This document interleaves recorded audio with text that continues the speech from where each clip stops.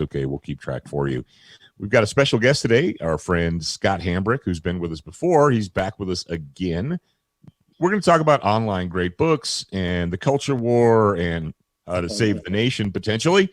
And, of course, we have a Brownell's bullet points for you and a Student of the Gun homeroom. All that and more on today's episode of Student of the Gun Radio. Wow, that's very epic. Stand by for education, enlightenment, enjoyment, and entertainment. He's not here to talk about your feelings. He's not here to say what you want to hear. He's here to say what needs to be said. Ladies and gentlemen, and children of all ages, please welcome your host, the pimp hand of America, Professor Paul Markle.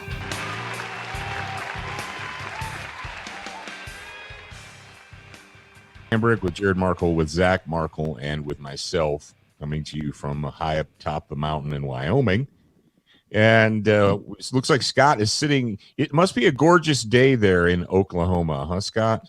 It is. It is. It's wonderful here in my undisclosed location. Your undisclosed location in Oklahoma. Yeah, in the compound. On the compound. So is that the new property? It's been here a very long time, but I bought it about a year and a half ago. Okay, so it's new to you. It's old to the world. Yeah, it's been here for a long time. It's been here a very long time. Yeah, since the glacier receded. About a year and a half ago, my wife and I bought a pretty decent sized parcel of land here in my undisclosed location. And about 6 months ago, we sold our house in town. We'd been planning to do that, and I believed that housing prices were insane, that living in town was starting to become untenable. Had very, very high property taxes and sales tax, but streets are terrible. We would have electricity outages, once a month or so. It's second world living at first world prices. And we had already decided to get out of town, and then we had the miracle that's 2020 come at us, and we sold our house and moved into a little rental house, and we're having a barn built right now. Then we'll be moving into the barn, and then we'll start the house, and when the house is done, we're going to move into that. And the whole while, I'll just be building my own wall because I can't seem to get another one built, and claymores and moats and alligators and all those sort of things. And my goal is 3 years from now to only need to buy flour, salt, coffee, and sugar in town. There you go. Molasses. You gotta get molasses. Don't forget. We're gonna grow sorghum. Oh, well, there you go. Yeah, we're gonna grow sorghum. We got bees. Got bees going. There you go. But you need a little sugar, Yeah, absolutely. Your diet needs it.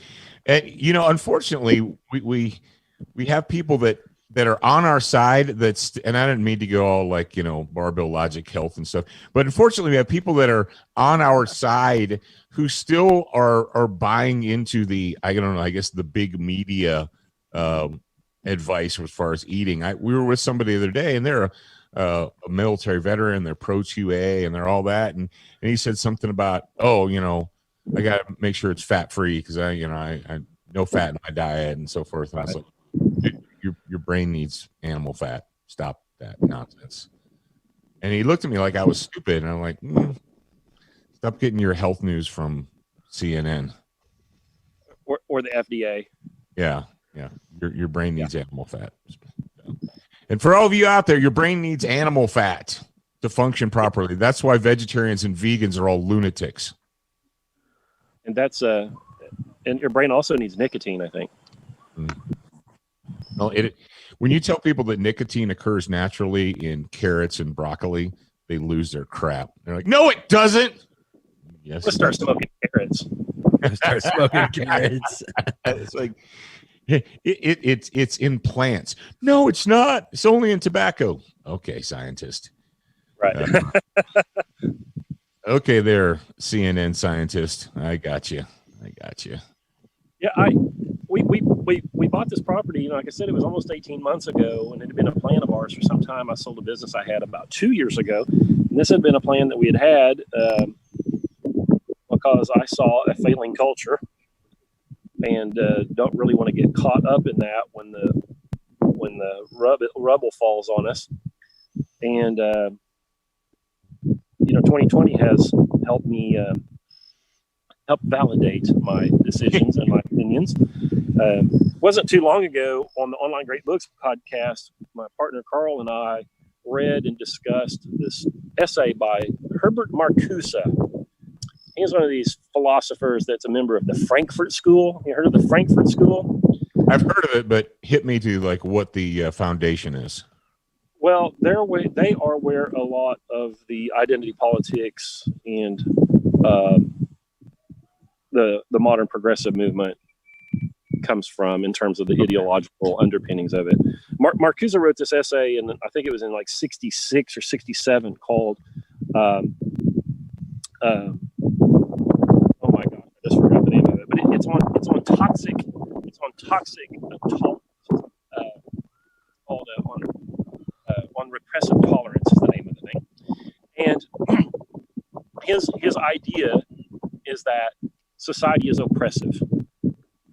It is oppressive, and all of the conditions in society lead to that oppression, and that the real problem is normal people being tolerant of the current system. So he says that the entire underpinnings of the current system must be destroyed. The history lays all the preconditions for political thought. That's got to be destroyed. You see, the patriarchy, like everything has to be destroyed so that, something new can happen. Of course, he doesn't stipulate what that new better thing is. He doesn't stipulate what his highest good is in politics. He just says that the thing that we have now is repressive, and that to be tolerant of the current system is oppression. And this is why you see these people tearing down these statues. They don't just, I think that a lot of folks on the right think that they're snowflakes, and they just become offended if you say certain words, and they just can't take it. No. Marcuse taught them, and the Frankfurt School taught them, that they must be completely intolerant of tolerance in the current system. And it is their ideology to tear it down. So that's where their philosophical underpinnings come from when they have taken up this culture war. Marcuse tells them that they have to destroy this current culture, that you can't get rid of oppression as long as it still exists. And I think they've done a very good job with that. And once the culture is torn down, what do you do? Like, how do you win that? How do you win that war? And if their method, I think, is to tear culture down, I think the only thing we can do to win it is to build culture. And that's a very difficult thing to do. It's a lot easier to tear out anything up than it is to build something. Oh yeah, absolutely. Yeah, it's the whole progressive liberal mindset is not, I'm going to present you with the facts, and then I will let you make your own decision, because you cannot be left alone to make your own decision. Here's what we're going to do. I'm going to present you with the facts that as I see them, and I'm going to force you through bullying, through threats, or through actual physical violence to accept what I say and do what I say. Right? If you look at the progressive movement, I mean, we could look at cigarettes and smoking, or we could look at abortion, or we could look at climate change, or we could, anything that they've decided that is the right way. We have to have a law. Well, what do you mean? Why can't you just? It's like this crazy nonsense now that we've got. It's 20, and I don't know how they got away with this. They got away with it because, quite frankly, we are so weak and spineless as a society that we just don't have the balls to say no. I walk into the grocery store and it says federal law must show ID 21 for cigarettes. I'm like, stop. It is not a federal law. Yes, it is. It's a federal law. Rah, rah. What part of the Constitution gives the federal government in Washington, D.C., the authority to dictate the smoking age in Wyoming, Maine, Alaska, anywhere? Well, what do you mean? Because it's the federal government and they can do anything they want because it's the federal government. No, you bargain moron. It's not a law. Oh, well, the FDA issued a ruling. When did the FBA become Congress? Well, I hear what you're saying, but how is he wrong about that? This government does whatever it wants to do. Well, yeah. The Constitution has afforded us very few real concrete protections. So what do we do at this point? Like, Yeah. you know, half of the country does not share that view with you or I. Yeah, that's the scary thing. What we've done is we've allowed this, and well, here's what's going to happen: is this willing, slavish, deliberate weakness is going to bite them. It's going to. All right, go back and look at it. I'm sure that you're educated enough to have studied the original Native American tribes, right? Long before white men ever came here and screwed everything up. The people who lived in the continent of what we know as North America were slaughtering each other, freaking wholesale. And if your tribe did not have warriors, your tribe didn't survive. That was it. You're like, no, we're really good at growing maize, and we're really good at weaving beads and feathers and stuff. Like, that's great. But the next time the tribe across the valley has a bad harvest or a hard winter, they're coming and they're taking all of your stuff. I'm like, oh no, that never occurred. They all worked together in peace and harmony. No, they didn't. No. And all these peace and harmony, and let's just do what the government says, and let's just there's two opposing factions. There's the hard right armed up people, and then there's the hard left armed up people, and there are hard left armed up people, and all these weak, spineless bitches in the middle are just going to get destroyed. And that's, oh, you're going to say that's mean, and no, it's a fact. Yeah, the moderates get the bullet first in every revolution. The moderates get the bullet first. Oh, absolutely. The Russian Revolution. I mean, look at people that are, all right, the people that are running around right now, the useful idiots, are brown shirts. And eventually they're going to get a Night of the Long Knives. What does that mean, Paul? What are you talking about, Night of the Long Knives? They will, it's at some point in time, they will no longer be useful idiots. They will be useless idiots, and they'll be gone. That's just the way it works. Oh, have you talked on this show about those far left armed groups like the John Brown Gun Club and some of those? Have you guys talked about those? Not in specific. Yeah, they're out there. I'm here in an undisclosed location in Oklahoma, and in my conservative normie Oklahoma friends, a normie Oklahoman is more right wing than almost anybody in the country. But they say, well, we've got all the guns and they're not going to win, and we're going to the conservative people have lost every political battle that they've been in since the Whiskey Rebellion. Oh, yeah. And I see no evidence that there is any right wing political movement that's going to be able to withstand this. And there is a growing number of radical left-wing groups that are pro-Second Amendment, that are arming up, that are practicing all their tactical skills in organizing. And they're not just a bunch of pussy snowflakes, these guys on the far left. No. Deadlift more than they do, but they are more willing to kill me than I would like. It's will. It's something, and that's something that our side has lost. Did you ever read the book Will by G. Gordon Liddy? No, but I love G. Gordon Liddy. Okay, well, you need to read that book, and our audience, you guys need to read the book. And the whole purpose of the book is the title. I mean, it's kind of, he talks about his life, he talks about his upbringing, he talks about what went on during the Nixon era and his incarceration and all that. But the primary focus is it's not strength, it's not intelligence, it's not objects, it's the will. Right. And that's what our side has lost. They've lost the will. What's sad to me, and we're going to talk about this here in a little bit, is so the organized thug culture is now taken to going through suburban neighborhoods in Wisconsin and under cover of darkness and chucking rocks and bricks through people's windows, right? And I posted it on our student, and I said, "Hey, America, is this is how you want to live?" And what's crazy is and I know I'm going into the thing right now, but whatever. I'm just gonna move. I'm gonna move. Right. What's that? I'm gonna move them over. Okay, so we could do that one first. All right. So Zach, let's go ahead and this dovetails right into it. So Zach, go ahead and play the. I know we're doing things out of order this week, but whatever. Zach, play the music for the homeroom.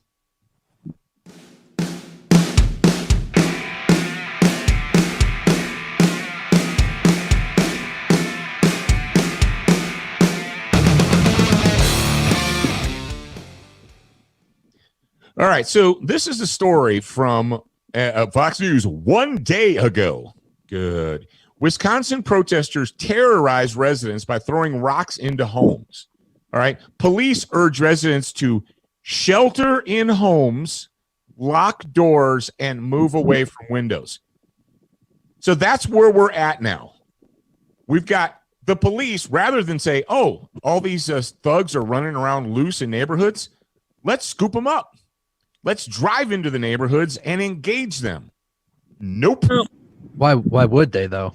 No. So we've hamstrung our police to the point that they're just going to, hey, we're going to tweet out, hey, if you're in a neighborhood where there's a bunch of thugs and animals running around throwing rocks, lock your doors and stay away from the windows.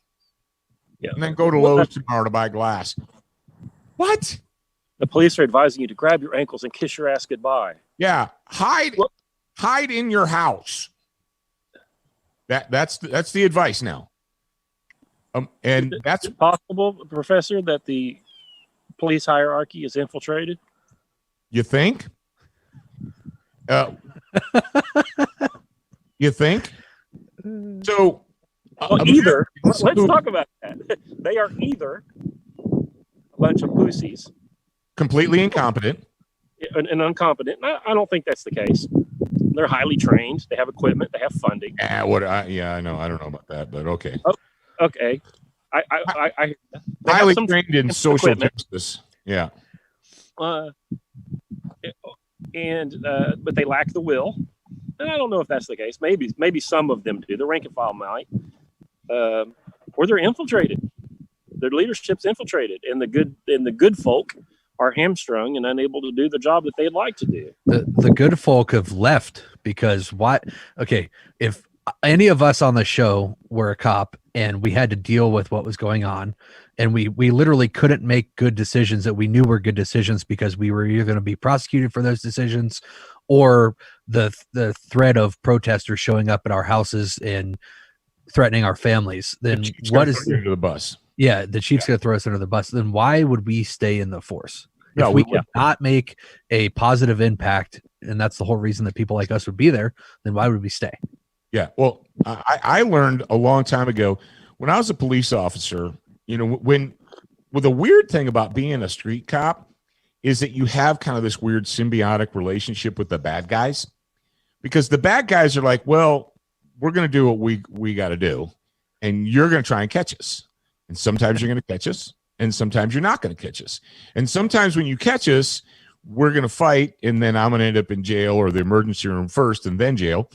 But that's kind of our relationship, right? And they knew it. It's funny, when I was first on the job, I was out with the chief, and we were walking around town, and some guy's like, oh, hey, Sam, how you doing, man? And he's like, hey, how you doing? And we walked away, and he goes, yeah.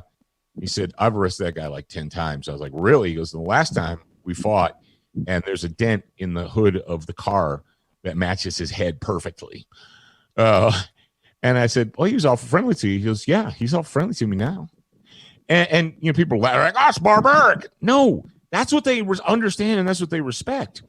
And so you always had that relationship with the bad guys, right? And there's different levels of bad guys. What I knew it was going bad, was going south, was when the city fathers, the mayors and councils, and the chiefs even became your enemy. Like when you were wrong in the eyes of the mayor and you're wrong in the eyes of the council, because you expect it from the bad guys. And the fact of the matter is, when I stopped being a street cop, you got more respect from the people you were arresting than you got from the Karens and Kyles on the city council. Kyle. Yeah.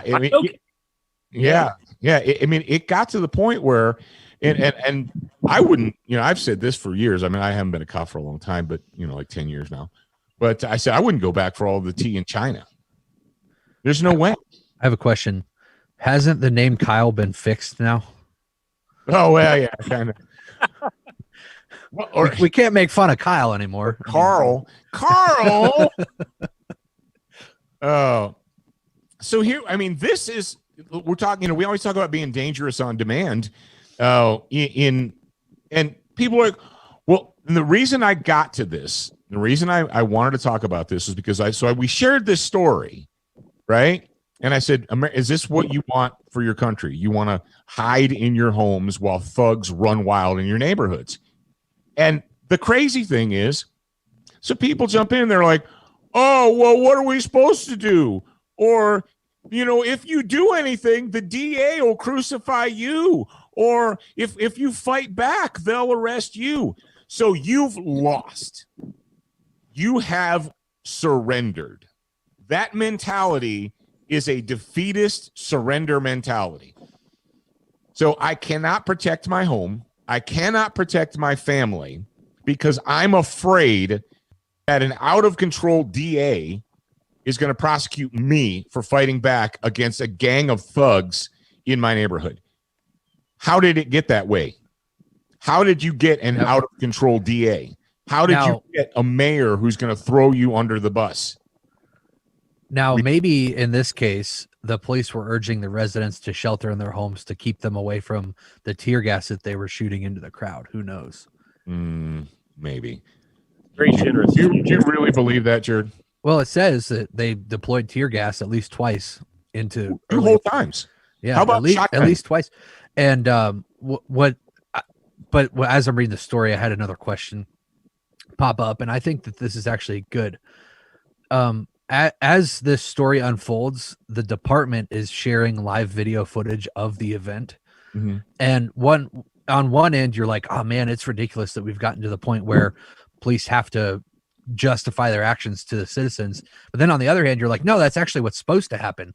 They're paid by taxpayers. And in addition, like, if you think about taxes, it would be the best thing if we could get the same thing that we're required to do for the IRS, if every governmental agency had to do for the public, provide receipts, justify all their expenses, all of that stuff. Same thing with public servants. If they have to not really justify, but at least be transparent about what's going on in that specific instance, I think that might actually be a good thing that's come out of it. Well, it would be good if we could expect, I guess, an amicable solution on the other side. Right. If we could expect, and I had a conversation yesterday with a friend of mine, and I said, what's happening? These people are these thugs and looters and rioters and so forth. These are the useful idiots for the left. They are doing the bidding and the will of the state, because what they're doing is they're creating a situation where independent thinkers, free thinkers, police officers that have the ability to make a decision on the street in the moment and can make a judgment call. Those cops who have the ability to make a judgment call are gone. Mm-hmm. And every day they go away. And the ones that remain, you're like, don't indict the entire police. Dude, if anybody wants to write me letters, go ahead and write me letters. I've been there. I've done that. I got the T-shirt, seen the elephant. Shut up and listen to what I'm saying. What's happening is the independent thinkers have had enough. I don't need this. I'm a smart, intelligent, educated human. I can go work somewhere else. I don't need this crap. So who stays? I mean, there's never going to be, all this defund the police and so forth. Yeah, whatever, yada, yada. There's no major municipality in the United States that's ever going to eliminate their police department and not have any. That's crazy. But what that does is that drives away the independent thinkers. It dies away. And what you have left is people who are there because it's a government job and they get good benefits and they got a pension and they're working towards a retirement. And if the chief says go, those people over there are radical right-wing lunatics and they have guns kicking their door at 3 a.m. and take them, then I'll just do it. Because that's what I need to do to keep my job, and so I don't care. Or they'll just hang back and do nothing. Either way, what you have, and it's the same thing that's happening in the United States military, where seasoned non-commissioned officers, NCO sergeants, and so forth, they're all getting out because they're tired of this Mickey Mouse crap. They're tired of the U.S. government and the Department of Defense using the Army, Marine Corps, Navy, whatever, as this grand social experiment. So they get out. And who stays behind? The pensioners, the yes men, the people that will follow any order regardless of what that order is. You want me to go into the village and kill everybody in the village? Rock on. I mean, that was an order, and I'm just going to go do it. You say, no, humans like that don't exist. Yes, humans like that absolutely do exist. I try and tell people, like, who do you think loaded German citizens onto rail cars to go off to the special camps? It wasn't Martians. It wasn't Russians. It wasn't the Chinese. It was German citizens in gray and black uniforms loading other German citizens onto rail cars. The people got loaded onto rail cars within the country of Germany and sent off to special camps. Number one, they were German citizens. They were loaded onto those cars by their neighbors, by people in their community. It wasn't an invading army that did it. You're like, oh, well, they were Nazis, and Nazis are bad. Blah, blah, blah, blah. Okay, how do you get a human to do that? How do you condition a human in a uniform to stop thinking? Don't make a judgment call. Don't exercise free thought. Do as you are told and do not question it. How do you get that? You start with kindergarten, which is a German word that we got from them when we started using their schooling system. Oh, yeah. You have the state indoctrinate all of the citizens. So that when it's go time, they're all a bunch of MK Ultra wind-up toys. And there you go. And then the trains get loaded. Yeah. It's interesting you that. We were just talking about how these police departments are becoming ineffective because the good people are being run out of that service. And then now you're talking about the United States Armed Forces are losing their good NCOs for the same reasons. And I hear my conservative friends say, well, if there's widespread civil unrest, the military is on the conservative side. If it is, it won't be for much longer. Yeah, it won't be for much longer. We can already see that the police departments in large cities aren't necessarily on the conservative side, and that's all those same processes that move the police departments left seem to be at work in the United States Armed Forces as well. Absolutely. The injection of all this social justice nonsense. When I was a military contractor, we had to meet all military service regs with haircuts and weight standards and fitness and all that. And we also had to go through their bull crap. I'm trying to really be fancy from the radio here. These mandatory training sessions where you have to go put your CAT card in the computer, sit down, and you have to click through the screens and answer the questions and get to the end and da-da-da. You have to do it. And it wasn't, okay, well, you're in a combat training unit, so it should be about combat training. No, it was about EEOC and sensitivity and women's rights. And right when I got out of contracting, that's when they injected the basically the gay mafia stuff in there. Do you know anyone who's ever used a homosexual slur and all that stuff? All this social justice, communism is being forced down their throats, and they have to do it. They're not happy about it. And so what happens is they say, okay, this is Mickey Mouse horse crap, and they start counting the days until they're EAS. And they're like, they leave it behind. But the people who remain are the ones who don't think it's really that big of a deal. And it's a good job. And they're going to do as little as they can get away with and still get paid. because it's a good government job and I get benefits and all that. They're not forward thinkers. They're not leaders. The officers aren't actually leaders. They're just, rulers or they do what they tell the troops to do, what they've been told to do. End of story. And they don't question it. They don't think about it. And people tell me, well, my son wants to go into the military. What should he do? I said, the only place in the military that is worthwhile today is a special operations unit, because they're still operating with some independence and autonomy. But a standard conventional unit, whether it's Navy, Marine Corps, the Marine Corps, unfortunately, they're the last to go, but they're being watered down by the Pentagon. The Pentagon is forcing garbage down their throats. When we had Obama's Secretary of the Navy, he was trying to force this mixed sex freaking boot camp crap and all this. And I've said for years, I've said for 30 years, the United States of America, if we ever lose the Marine Corps as a fighting force, this country is lost. It will have lost its way. And that's what they're doing. The Marines are mean. They're rude. They fight too much. They swear too much. They drink too much. And we've got to corral them. We've got to get them thinking right and acting sensitively and so forth. America, this is the country that you're inheriting, and you're inheriting it because of your collective weakness. And Scott, what we were talking about, what time were we at, Zach? 31 minutes and 40 seconds. What we were talking about earlier, Scott, as you said, the conservative movement hasn't won since the Whiskey Rebellion. And what frustrates me the most is our side. We are literally often the definition of insanity. We try to apply the same failed solutions to the same problems and are flummoxed when it doesn't work. We cling to these notions that, well, if we do this, if we take the high road.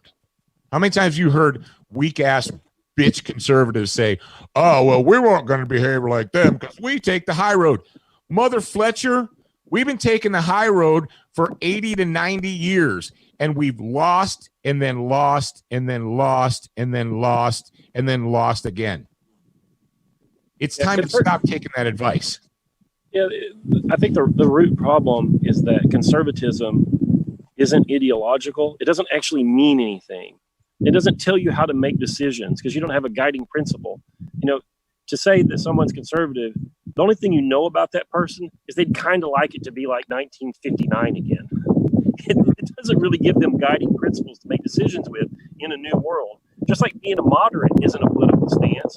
You just measure how far the left is and how far the right is and find the center. It doesn't tell you what you would do if you're in Vienna in 1803. It doesn't tell you anything about how to behave on a Sunday at 3 p.m. It's not ideological. The moderate and the conservative both only measure themselves against what the left is doing. The people of the conservative movement needs to discard that whole way of thinking, that whole label, and embrace being of the right. Being of the right. Scott's being defeated by the wind right now. You're being defeated by the wind. You need to go to Guitar Center and send Scott a microphone with a fuzzy dead cat on it. Yeah, I should probably do that. But I often wondered as I was reading through, like I'm in the online great books program and we're on Aristotle right now. And I don't know if it was Aristotle or Plato when I was reading it. It was talking about, it might've been Aristotle's Politics, because that would make sense of where this was, but it was talking about like having principles principles laid out that you know what you're following. And while in my life, I can look back to the Bible because I'm of Christian faith and I can find a lot of the principles in there, but politically, as far as conservatism, libertarianism, all that kind of different thing is there's like with conservatism, what you were just talking about is, and Dad, I meant to talk to you about this the other day, but I totally didn't have time when we were recording radio. So this is a great discussion to have right now is where does conservatism find its values? Because I did some research on it. And the only thing that I could find is conservatism is essentially that the conservatives want things to remain the way that they are and not change.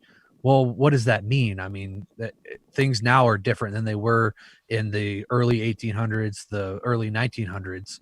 So where does conservatism, where does it find its values? Well, what you're saying is, when you say things are different, meaning we didn't have phones in 1860. We didn't have the internet. But if, because you've studied Aristotle and Plato, and, if you've studied Proverbs and Solomon, the problems of humans, the cultural problems that humans are undergoing are identical or very similar or almost exactly the same. We've read Musashi, we've read Sun Tzu, whether it's Eastern, whether it's Western, whether it's European, you read what these guys are talking about. I mean, when you read, was it the complete works of Plato, where they're having that argument about what is justice and so forth. And they're talking about how to form a society and how to have an effective government and so forth. When you read all of that, you think, man, these guys have the same issues, the same societal problems, the same community problems as we have today. So when you say, yeah, things have changed. Well, kind of. Yeah, well, they kind of do. I mean, politically, I would say yes. But if you look at food production, for instance, no longer do humans have to rely on survival. Now we know how to survive. We figured that out. Now our main focus is on being comfortable. And back in Plato and Aristotle's days, that just wasn't the case. That's not what humans were focused on. Well, and so even Socrates and Plato had the luxury of being able to sit around and talk. At some point, those guys, they had a society. Well, I don't know. In Rome and Greece, I mean, you had people had the ability, the luxury to debate each other. Right. But I don't know if they considered it a luxury. Like reading what I think they considered debate and the Socratic seminars as a necessity for human development. Right, but they still were able to do it because they didn't, Socrates didn't have to be on his hands and knees in a field planting radishes so that he wouldn't die in the winter. Right. He didn't have to go out and shoe horses or whatever. So even back then, they had an opportunity to sit down and talk, and they were like, well, we can't talk now because if we don't get to the field and plant these radishes or turnips, we're all going to die come December. So shut up and go to the field. And that's the way our culture is today. Although we pay people to do that, and we pay a smaller number every year of people to feed us and to produce our food, which is about to collapse. By the way, that fragile system is about to collapse, but I guess it's a story for another day. Go ahead, Scott. Yeah, there's a book by Gabriel Marcel called "Leisure: The Basis of Culture," where he describes that that you must have leisure to build a culture and to have a society, to have a polis, like that shares a root with the word politics. And so you're right. You've got to have a certain amount of leisure in order to pursue good political ends, where the political system isn't strictly driven by will. If it's strictly driven by will, like Nietzsche says, or maybe G. Gordon Liddy says, it's whoever has the biggest stick and will hit you in the head quickest and hardest. So if we want to transcend that society of the will of the man of power, you have to have a certain amount of leisure, and you have to have an inner life. You have to have enough privacy that you can have your own thoughts, and you can have time where you aren't being bombarded by inputs. You cannot develop a personal philosophy of life and a personal view of politics if all you do is consume Netflix and Spotify, and I'm sorry, I'm on 3 podcasts and so on, nonstop. You can't consume content all the time. You have to actually sit and be alone with your thoughts a certain amount of time every single day in order to know what you believe is the highest good, and to develop opinions and ideas about how to pursue that. And then because we live in a society with other people, you have to have the leisure to sit around and talk about that in order to come to some sort of consensus so you can pursue the thing. And, I'm starting to turn into Alex Jones. Like I think that just like the constant bombardment with media of all kinds, particularly like Netflix and Disney Plus and so on, is sports is designed to really take people's inner life away from them. Oh, absolutely.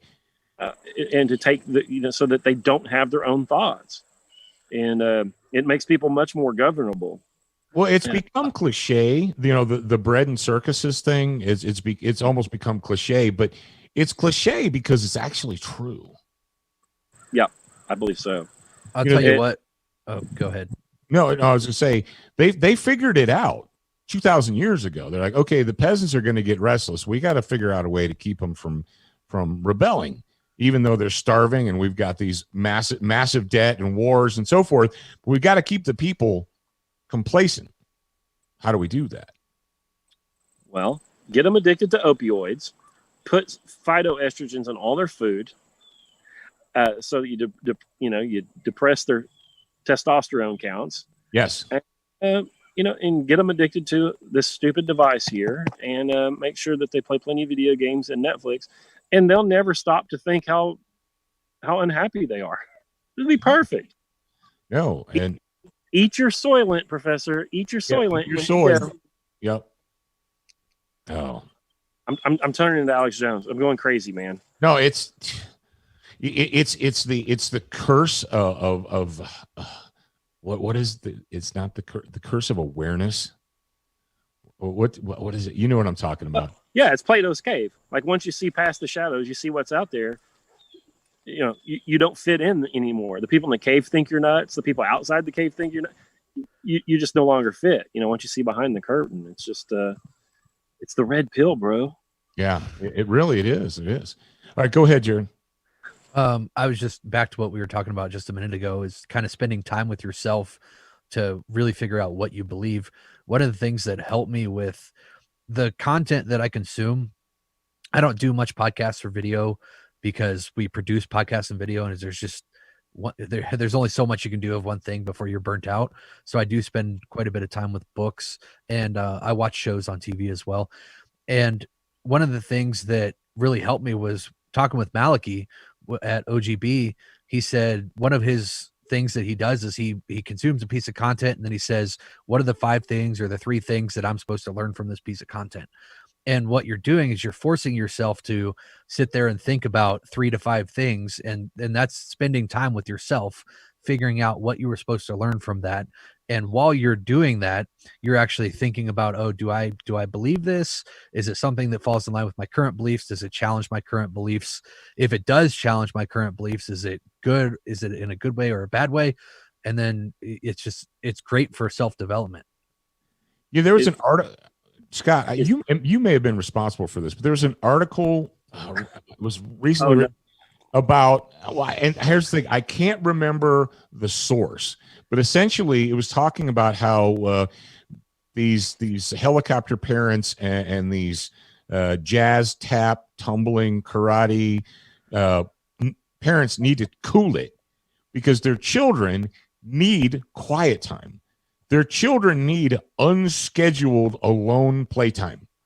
And we've got these parents are like, oh, well, if they're just sitting alone in their bedroom, then they're not doing anything productive. We need to have jazz tap lessons, and after that, piano lessons, and after that, karate lessons, and after that, tumbling, and after that, so the kid goes to school, comes home, goes immediately to after, eats their dinner, and goes to bed, and has no time to actually just think on their own.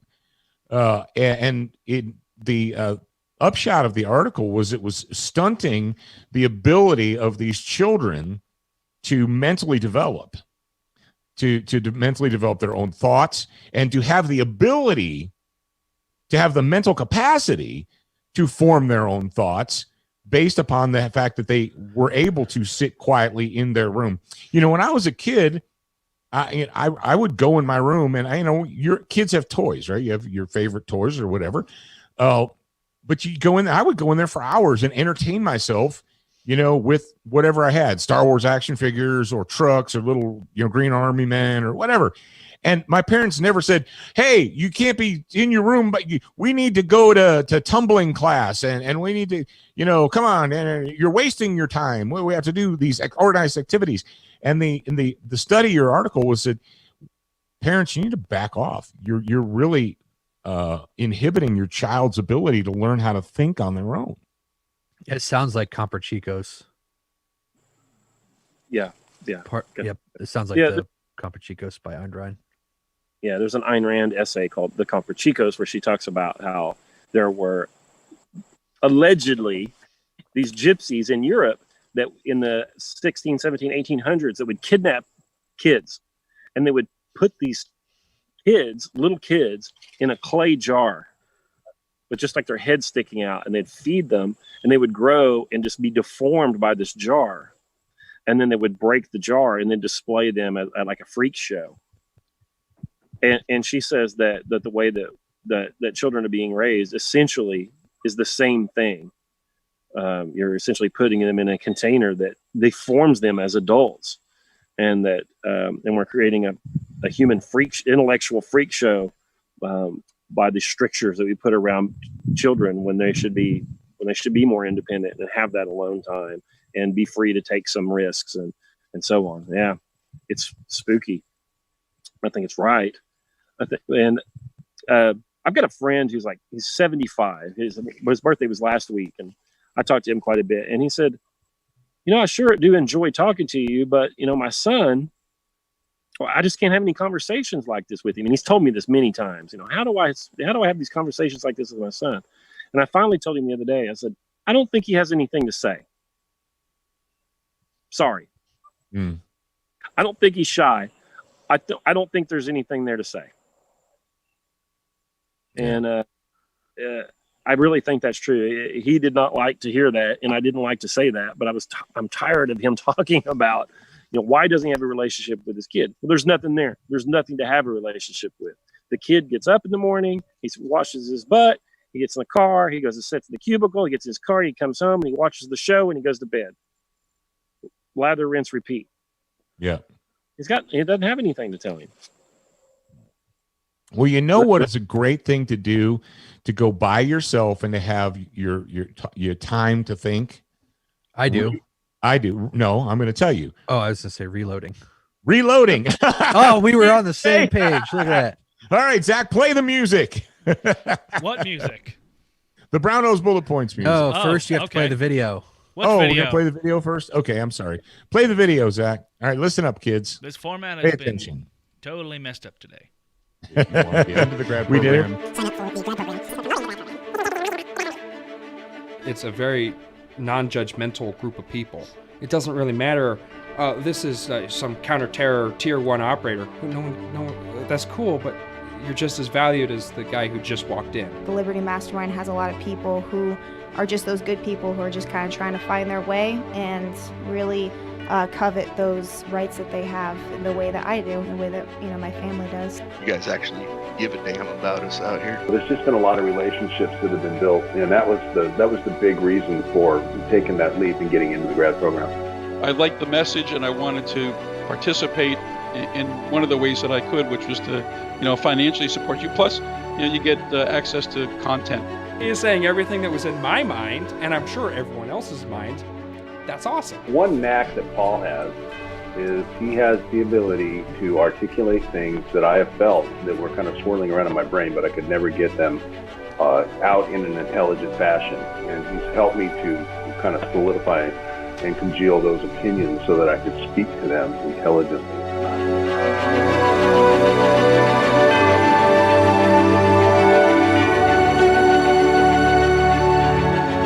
All right. Basically, the upshot to that is come for the content, stay for the community. Get SOTG.com. Jared has made it extremely easy right now. He's got a special limited time $1 entry, and get signed up, get in there.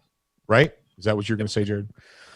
It's exactly what I was going to say. We're running late on time. So go to getsotg.com. You can join the grad program, get all the benefits for $1, get a 30-day trial. If you don't like it, then you don't have to stay. We're not going to make you, we don't make you we're sign gonna a make contract or anything. Yeah.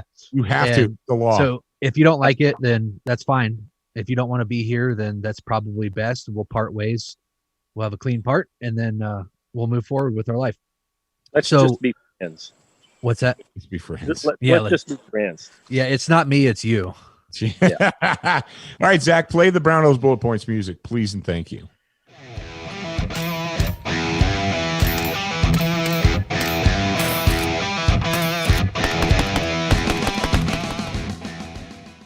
Boom. All right. Well, boom. If you want to spend some quiet time in your workshop, go to brownells.com.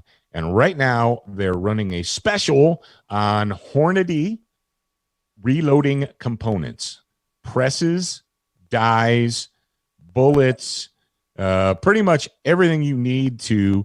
Winter is coming. And I was talking to my wife last night, and she said, she's been really busy this summer, and I've been busy this summer. And she goes, well, we were talking about come winter. And I said, well, hope you have all your knitting and needlepoint projects saved up. And she laughed at me. I said, well, that's actually how human society used to work. I mean, in old human society, we understood that, hey, we've only got so many days of sunshine, and then winter's coming. So all those other projects, we're going to save those, put them aside. And then when we have those long winter days, we'll go do what we got to do. And that's pretty much what reloading is all about. You spend all summer shooting, collecting brass and so forth. And if you'd like to sit quietly in your shop, do something productive, think, be alone with your own thoughts, you can do that. Yeah, exactly. Thank you very much. So go to Brownells right now. We put the link in the show notes. Like I said, they're running rebates on reloading dies. They're running rebates on progressive loaders. They've got bullets. They've got all the accessories. Do they have primers? I don't know if they have it in the. I don't think they have them on sale. There's I'm looking here, and there's 15 pages of stuff. So, yeah, there's a lot. Yeah, pretty much every caliber you could think of. They've got reloading dies and brass and all that stuff. So that is something that you can take advantage of, and I would highly suggest that you do. Winter's coming. If you've got a workshop and you want to go out there and spend some quiet time with your thoughts and do something productive while you're doing that, reload. There you go. Don't forget about our good friends at Duracoat. Why? Because life is too short to have an ugly gun. That's right. It's too short to have an ugly gun. You don't want to have an ugly gun. I don't want to have an ugly gun. Do you have that Occam right there with you? Oh, yeah. It's right here. Oh, yeah. That right there was done. Just drop it on the ground. He was just testing the Duracoat to make sure it didn't. Yeah, that's stuff. okay. So that was done completely in Duracoat by Dad himself without a paint sprayer, just the cans, right? Yep. Just the can technology. Yep. It's the super cool tiger stripes right there. That's right. And I'm going to be hugging this sumbitch this Sunday. This coming Sunday is National Hug Your AK Day, 10/18/20. So that's your warning order. You know what I haven't heard in a long time? What? A crow. Oh, we got crows all over the place out here. We don't. Oh, yeah. There's one in the street directly over my head. Yeah. That's like an omen. I heard that, and it took me back to grandpa's farm in Ohio where we were doing crow hunts. Oh, yeah. We used to call them some bitches in on the farm. Yeah. Yeah. And what you do is you do the crow call, and then you hoot an owl.